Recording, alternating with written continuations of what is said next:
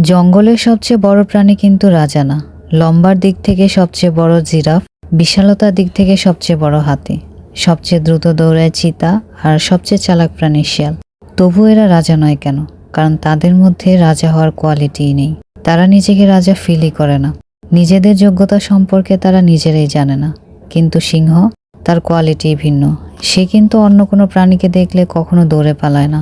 কেন পালায় না জানেন? কারণ সে নিজেকে অন্যদের চেয়ে বেশি শক্তিশালী মনে করে, নিজেকে রাজা ফিল করে। তাই সিংহের এই কোয়ালিটি দেখেই কিন্তু তাকে বনের রাজা ঘোষণা করা হয়েছে। সিংহের মধ্যে যে কোয়ালিটি আছে সেটার অন্য কোনো প্রাণীর মধ্যে নেই। হাতি আর সিংহের মধ্যে যদি সামনাসামনি দেখা হয়, হাতি কিন্তু দৌড়ে পালায়। অথচ হাতি যদি তার এক পা দিয়ে চাপা দেয়, তাহলে কিন্তু সিংহের নড়ার উপায় নেই। হাতি যে এই ক্ষমতা আছে এটা সে অনুভবই করে না। অথচ ঘটনা হলো উল্টো। সিংহ নির্ভয়ে ঠায় দাঁড়িয়ে থাকে। সিংহের এই কনফিডেন্সের জন্যই কিন্তু অন্য প্রাণীরা তাকে বেশি ভয় পায়। তার মানে আপনি নিজেকে যেমনটা ফিল করবেন তেমনটাই আপনার চরিত্রে প্রতিফলিত হবে। আপনি এখন জীবনের যে পর্যায়ে আছেন, এটা আপনারই অনুভূত যোগ্যতার প্রতিফলন। মানে আপনি নিজেকে এর যোগ্য মনে করেন বলেই এই পর্যন্ত পৌঁছাতে পেরেছেন। আপনার যোগ্যতা আপনার ভাবনার উপর নির্ভর করে। আমাদের কনফিডেন্স লেভেল যত বেশি হবে তত কোয়ালিটি সম্পন্ন হতে পারবো। অথচ ছোটবেলা থেকে অনেক শিশুই কনফিডেন্স কি এটাই বোঝে না।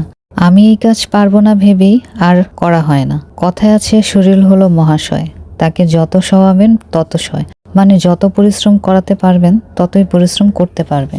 শুধু সমস্যা হলো আমরা আমাদের কোয়ালিটি সম্পর্কে বুঝতেই পারি না। কোন কাজটা পারবো আর কোন কাজটা পারবো না এটাই বিচার করতে পারি না। আর কনফিডেন্স সেটা আবার কি? আমি এত কঠিন কাজ করতে পারবো নাকি, এটা ভেবেই পিছিয়ে পড়া হয়। কনফিডেন্স বাড়ান।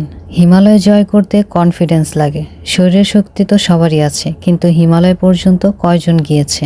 আমি পারবো বললেই মস্তিষ্ক সেটা প্রসেস করে আপনাকে দিয়ে সেই কাজ করিয়ে নেয়। আর যদি একবার বলতে পারেন যে আমাকে দিয়ে এই কাজ হবে না, তাহলে আসলেই হবে না। কারণ আপনার মস্তিষ্ক এটাই মেনে নিয়েছে যে এটা আপনাকে দিয়ে হবে না।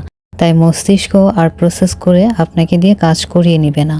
সবসময় পজিটিভ চিন্তা করুন, তাহলে জীবন পজিটিভলি লিড করতে পারবেন। কখনো কখনো আপনার পজিটিভ ভাবনার মধ্যেও নেগেটিভ প্রতিফলন থাকবে, তবুও পজিটিভ ভাবুন।